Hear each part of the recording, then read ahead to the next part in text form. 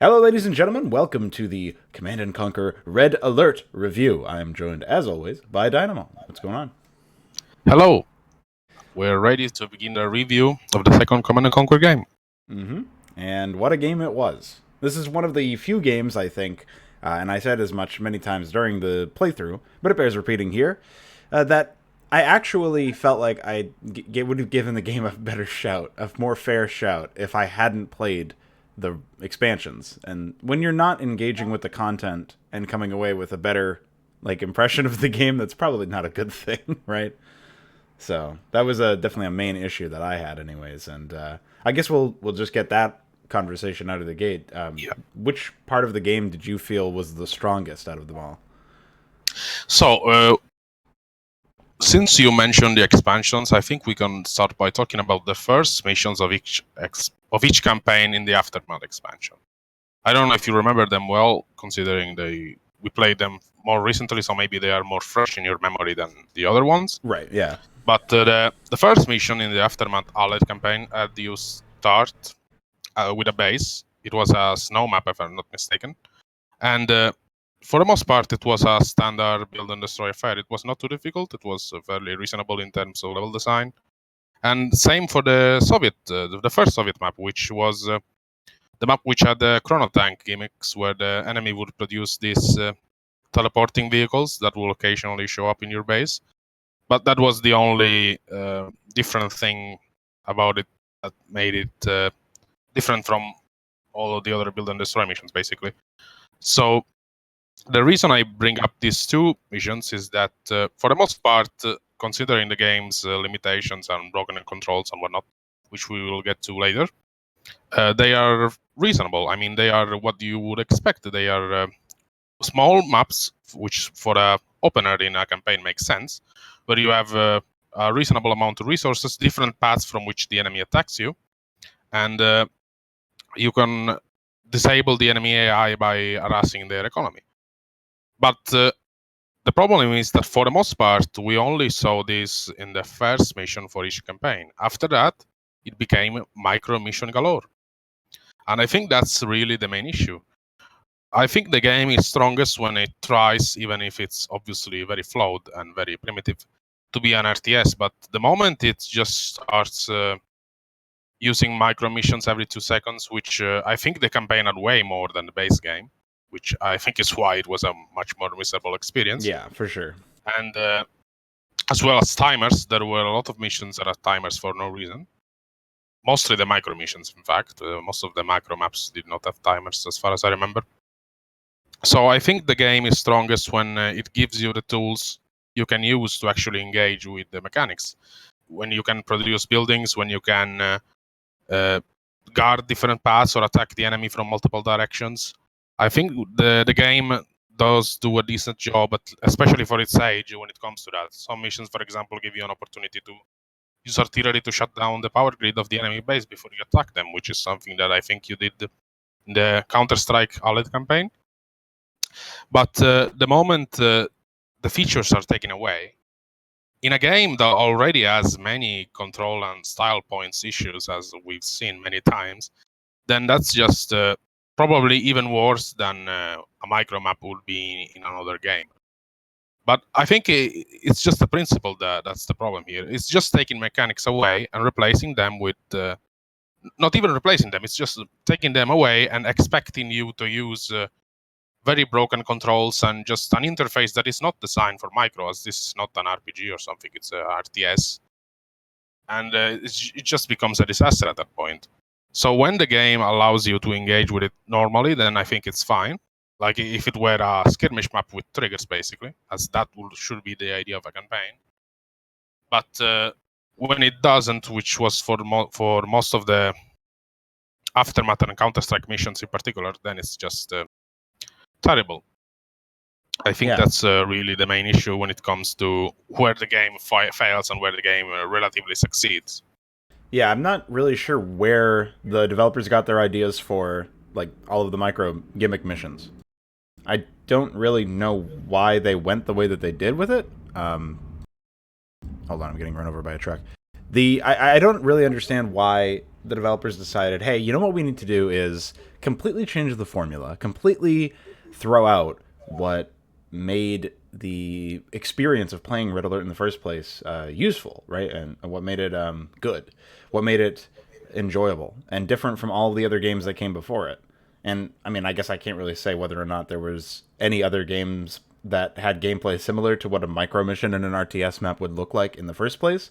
But maybe that was also unique, but it certainly was not as enjoyable.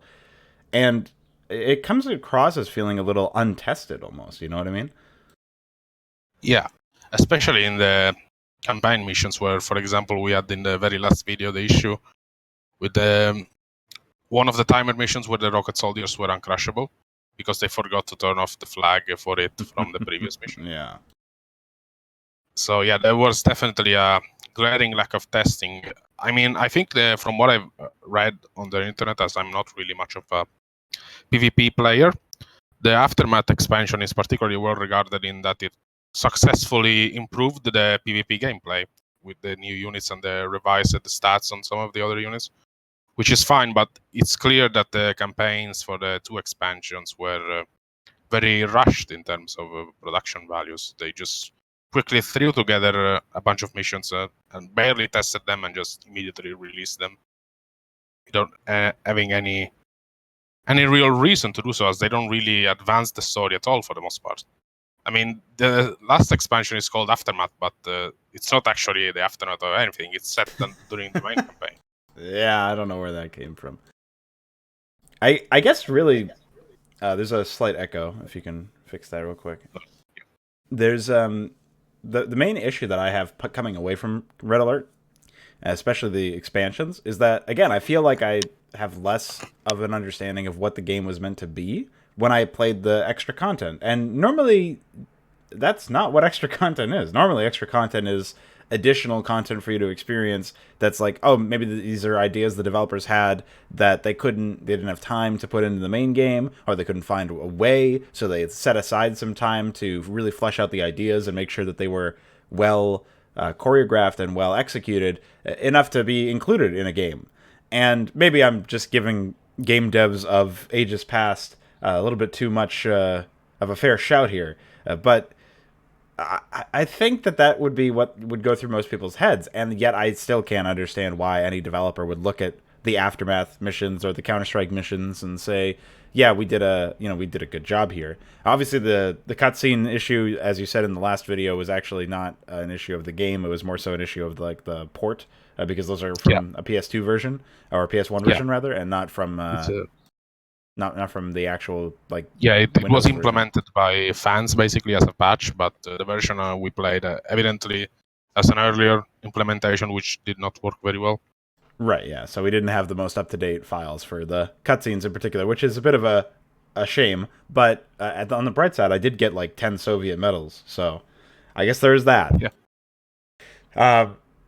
I guess when it comes down to it, I felt like the game still suffered from a lot of the same issues that the first game had. And that's not really what you want to see with progression. Obviously, they did change some mechanics, which shows that they were at least trying to evolve. Like, they obviously changed the engineer mechanic, which you would say is definitely a bad thing with how it turned out, where you have to sacrifice a bunch of engineers to get one structure. Whereas before, it was already, sort of not 100%... it wasn't a foregone conclusion that you would always get your money back on the engineer. Especially since there's opportunity costs of getting him to the location and then actually putting him in the structure and then trying to sell it or make use of it or whatever. You don't know if you're actually going to get your money's worth in that respect, and whether or not you're even going to get your return of investment on your APM that's required to actually make those actions matter and successfully pull off that endeavor in the campaigns or otherwise. And so I don't know why they ended up changing that particular mechanic to make it so that engineers just did damage to a structure and before ultimately capturing it. It feels very convoluted.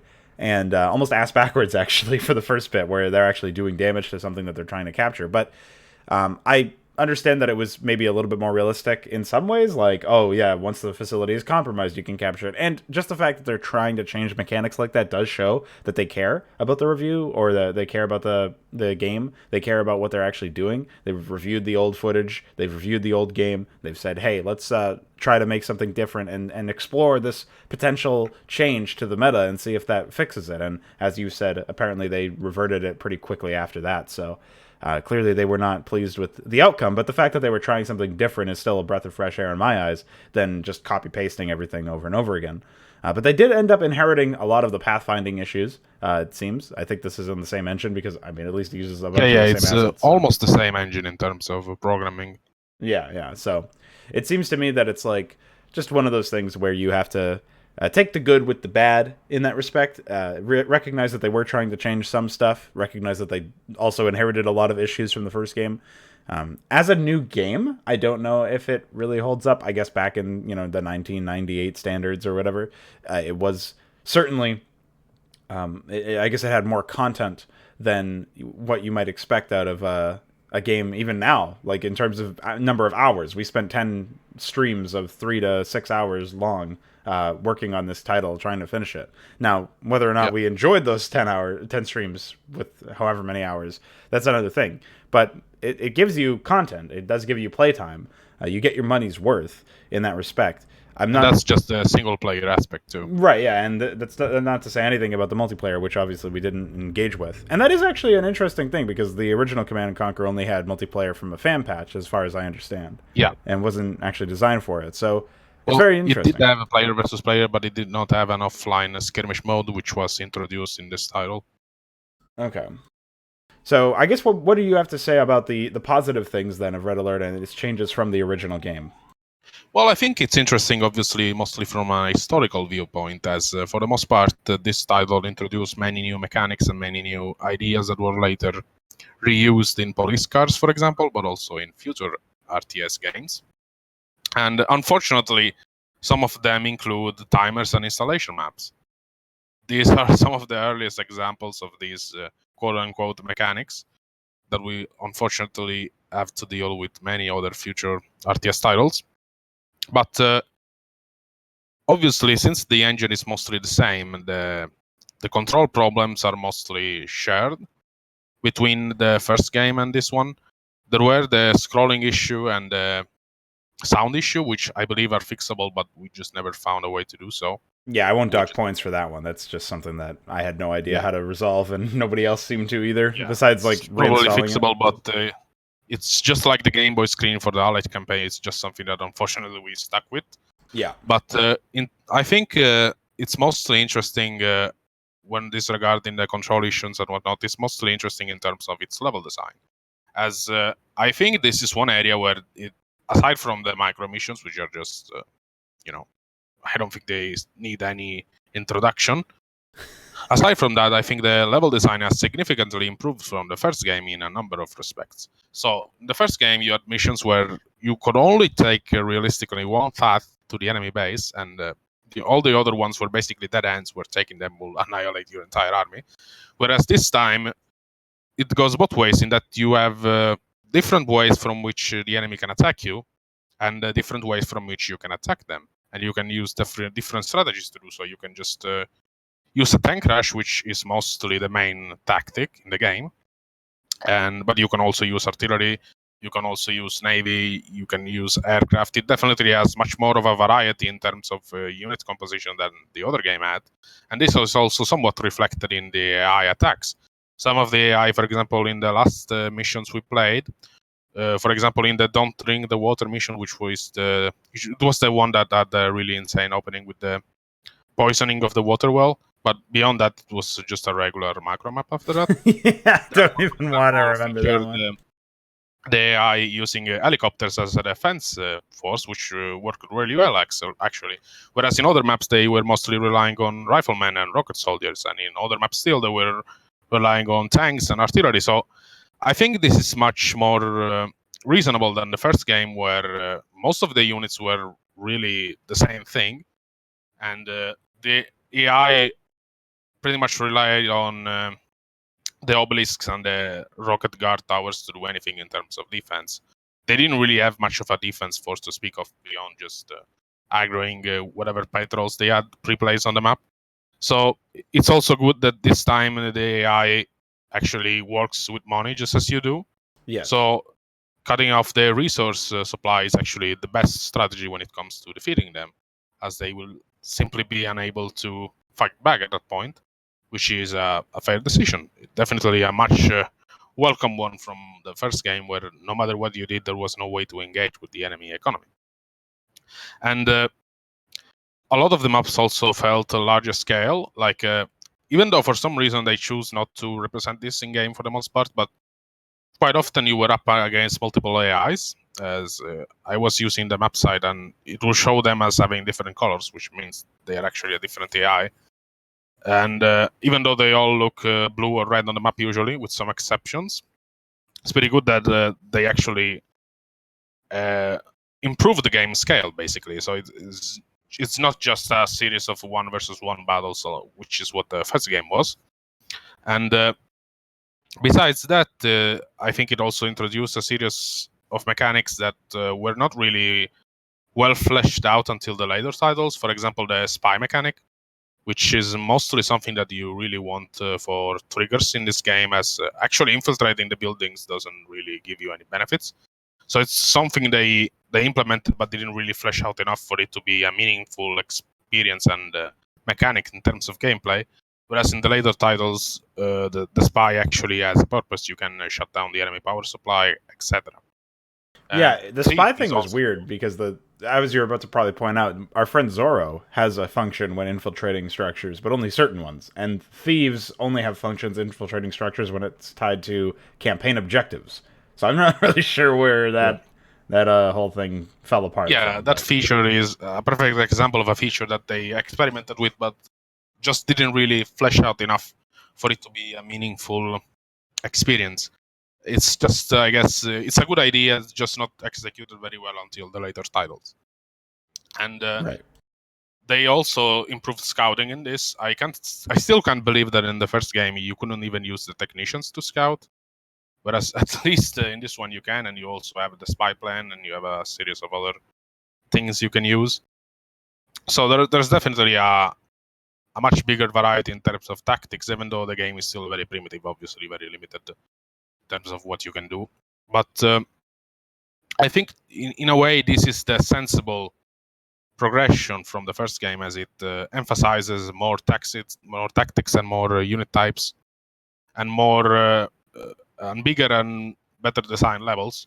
It's just unfortunate that it has to be paired. As you said, we have to take the good with the bad, and taking the good in this case comes with taking in the micro missions and gimmicks, such as the spawned-in planes from the Allied campaigns, for example.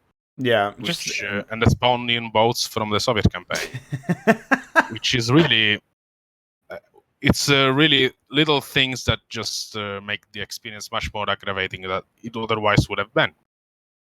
Yeah, because I mean, if you think about where this leaves us, right? I think I could agree with pretty much everything you said when it comes to your personal, your list of improvements from the previous title. I think that a lot of the improvements to the early game were really felt, where I could scout around, and yes, even though the AI did have a bunch of pre-placed junk, it still was. I was able to get valuable, I guess, information, and I was able to get a return on my investment of scouting in an environment where I definitely would not have been able to in the previous title. Part of that is due to their weird fog of war system, where it permanently reveals the fog, which obviously I don't know much about. But I would still benefit from map knowledge if it was something more familiar to me, like something out of Bird War or whatever.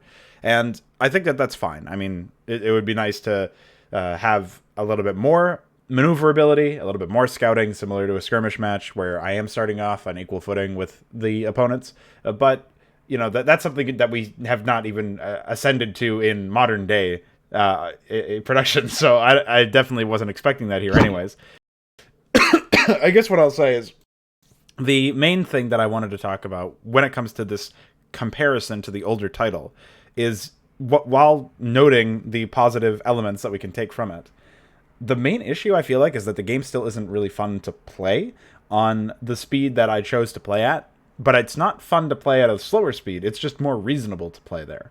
So I guess it's like I don't feel good playing at a slower game speed than what I'm playing at, which is right before the CPU spin cycle speed, which just it makes it insane, as demoed for a brief time in the previous mission, or the last video, where I think I was like playing one of those. It was probably reasonable back when it was first released, as computers back then were not as powerful. But in this case, it's one of those things where the game has not aged well. technically speaking. Yeah, for sure.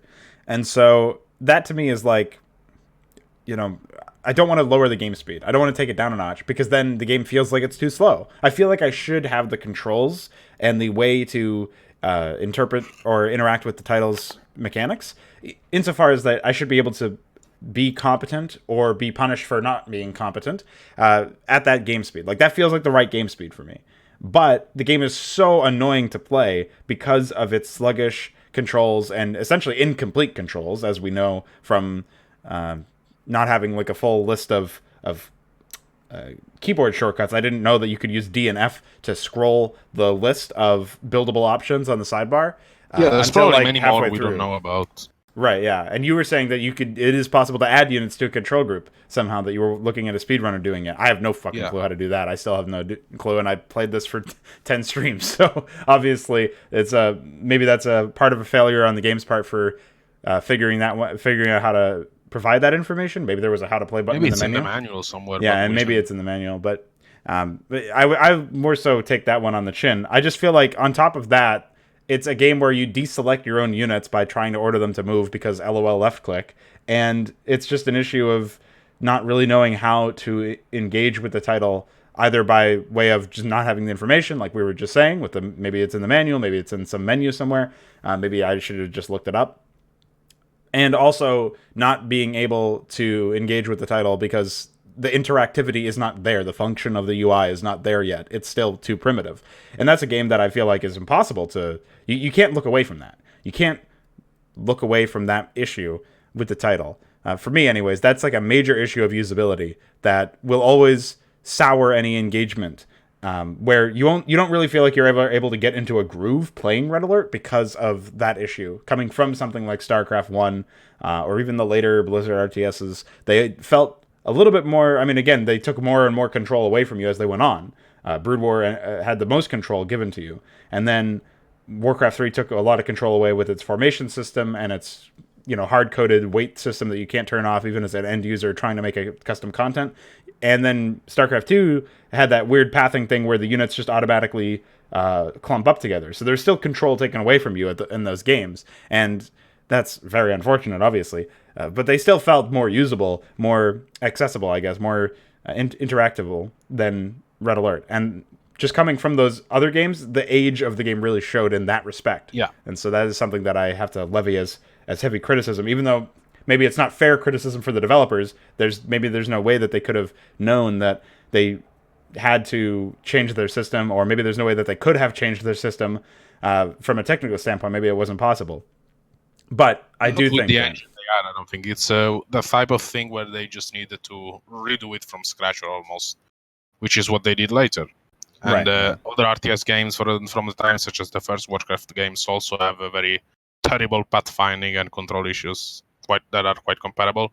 It's still funny to me, I've mentioned it several times, but Warcraft 2 has the same exact bug, artillery bug as this game, where if you order an artillery to attack something, it will instead decide to walk up to it. It's something that we've seen quite a few times with the V2 launchers in this game, and it is something that also happens in Warcraft 2, unfortunately. It's just, I think, one of those things where the technology was just not quite there yet. Right, but noticeably, it's not a problem for the AI. They always have perfect placement. And this is where an issue like that is super annoying to play against, because you actually don't have the mechanical ability, not because you're a poor player, just outright being, not being able to because of the way that the system is set up behind the scenes. You just don't have any way to engage with them on even ground in that particular respect. And that's definitely an issue of age, I would say.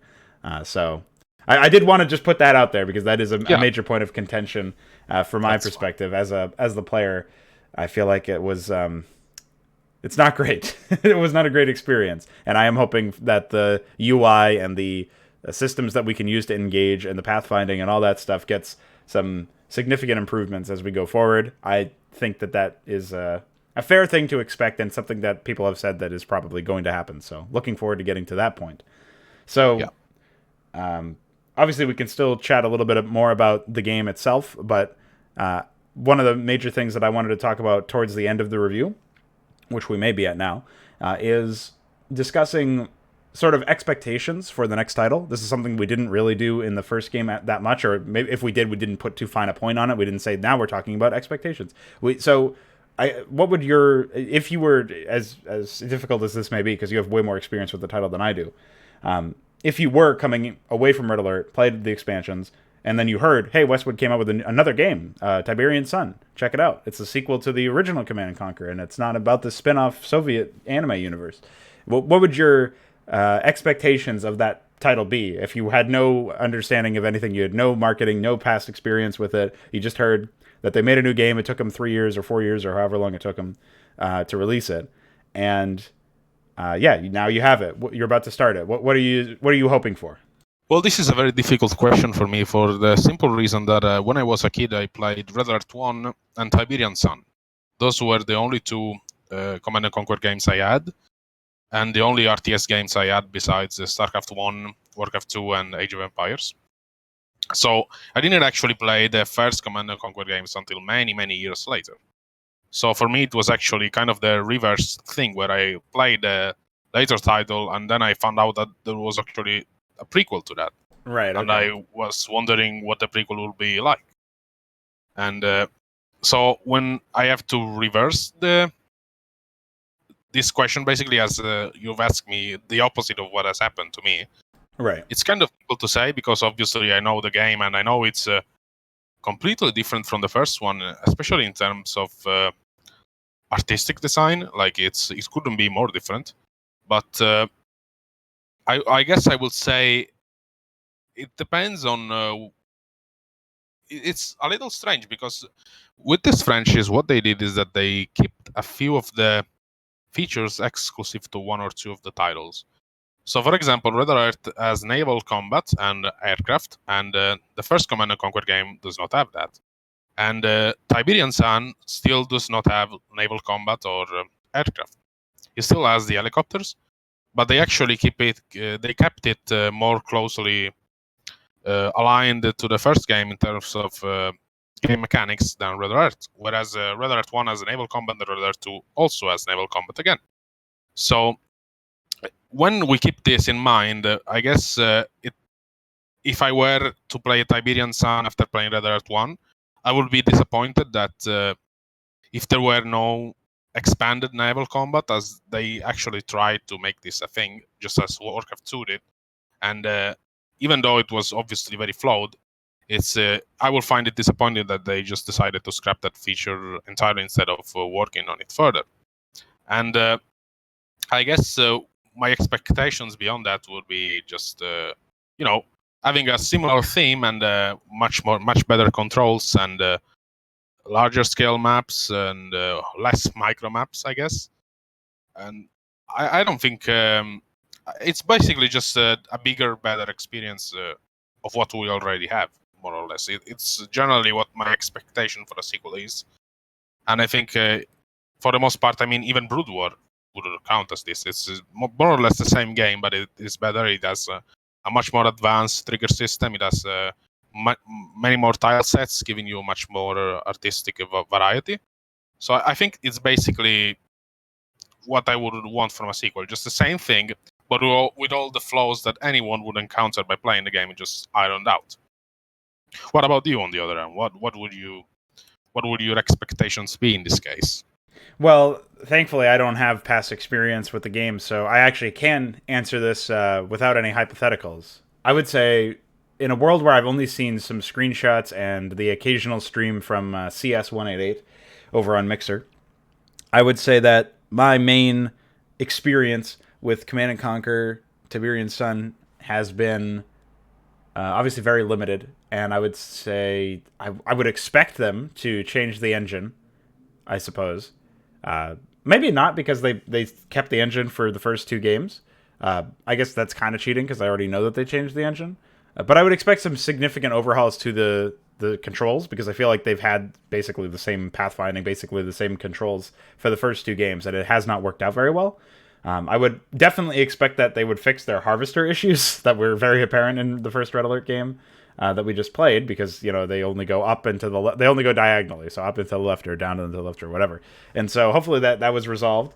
I would definitely expect that to be fixed. I would definitely expect pathfinding in general to be resolved, and my expectations are more like, learn from the mistakes that you made before. So all of the issues that I pointed out about controlling against an AI that doesn't start off on equal footing and is able to basically cheat in some ways, like never having that bug where their V2s run into me or whatever. They never really have issues like that. They have other AI related pathfinding issues. So on the one hand, patch those up, but on the other hand, also patch my errors up so that I don't have to deal with that kind of stuff. I don't have to, micromanage my units in a weird way where it's actually like accounting for bugs in the pathfinding, basically, that's not something that I think should fall under the umbrella of what the player is responsible for. So stuff like that, I would like to see retooled. I'm actually in the same sort of boat as you, no pun intended. Not really about the naval stuff, but when it comes to the tech stuff, like aircraft in particular, I'm actually kind of glad to hear that they didn't bother redoing the naval system in this game.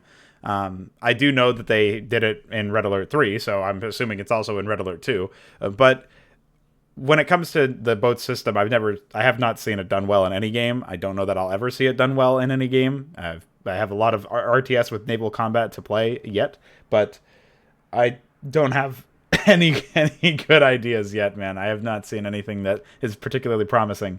So I'm not holding out any hopes, not holding my breath when it comes to that particular side of an RTS.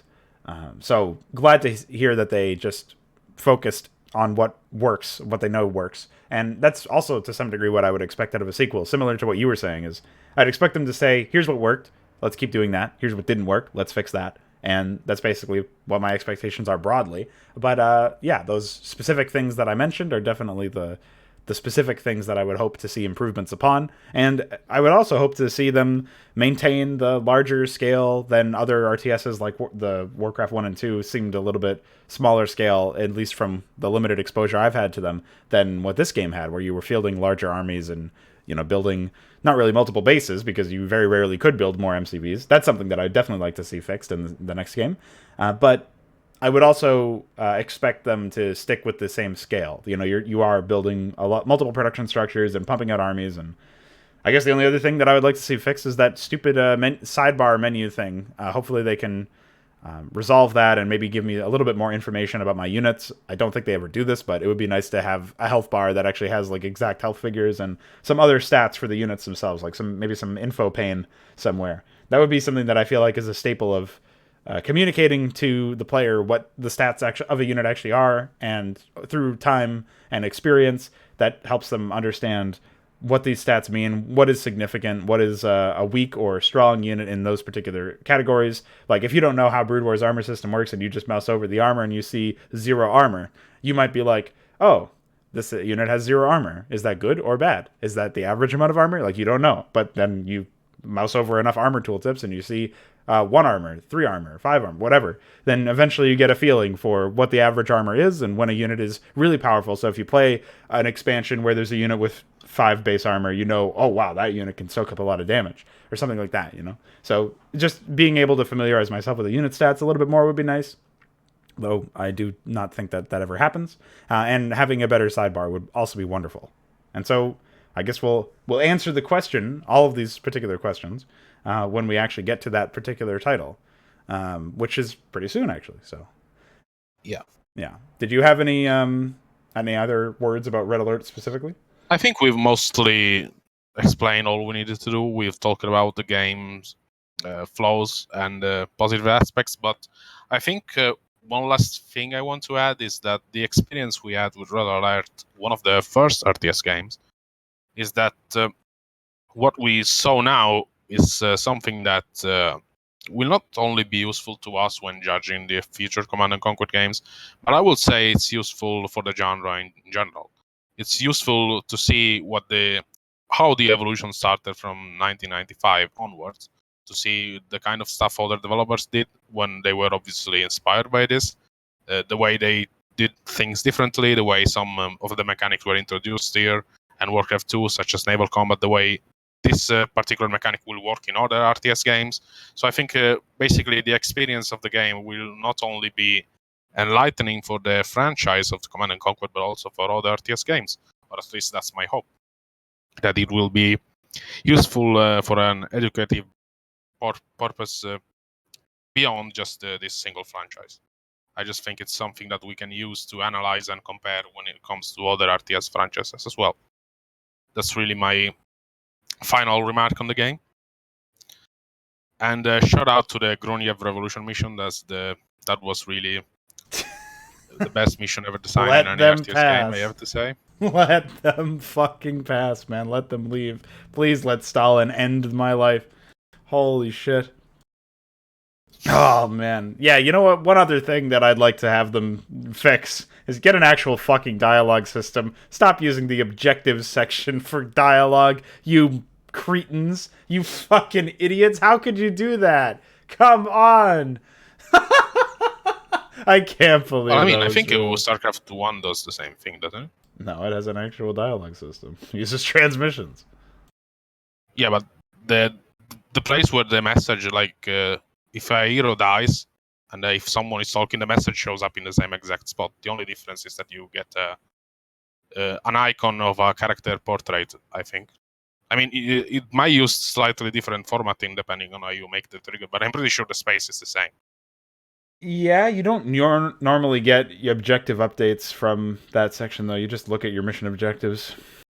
It's not the same thing. It's not the same thing. This is insane. You can't Stalin dialogue me while I'm looking there for objectives. No. No. Especially that spy mission where he walks out of the building and it says, run! In between dialogue! It looks like it's just more dialogue. You can't do that. What's wrong with you? Well, we shall see. We shall see what's wrong with me. Alright, well, that's the review. Yeah, cool game. I guess you can play it if you want to. That's it. Bye. Bye-bye.